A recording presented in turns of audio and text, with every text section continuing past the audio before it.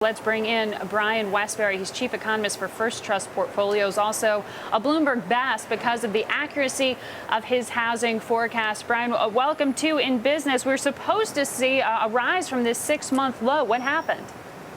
Yeah, thank you very much, Margaret. And just for the record, if I wouldn't be a Bloomberg best if it weren't for a great team led by Bob Stein, who really runs our models. And, you know, remember that existing home sales are they're counted at closing. So what this really reflects is the last couple of months of housing activity. We know housing was weak, especially because of the really nasty tornado season we had down south.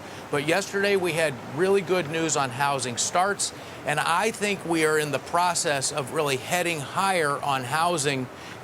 This is kind of, in my opinion, one of the last really kind of negative reports that we're going to see.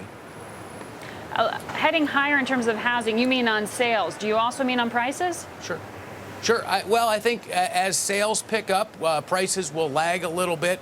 You know, yesterday, was it yesterday or the day before, we got pending home sales, and they rose in this same month. So what we're seeing is, you know, some people raised their forecast of existing home sales now on the back of the housing starts number, on the back of the pending home sales number.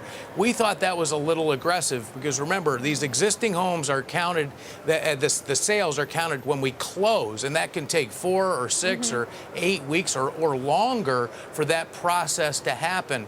And so when I look at existing home sales, what I see is more of a lagging number on the housing market. There's no doubt, Margaret, that if you look at Florida or Nevada or California, there's still a tremendous amount of inventory out there, even of new homes that have yet to be sold.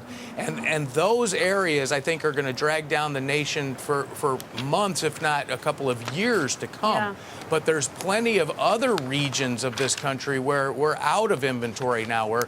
In fact, if we don't build, we're going to start to see shortages. Population is still growing. Prices are very, very competitive. Yeah. Housing is cheap for people right now, and I think that's going to lead to higher sales in the months and years ahead.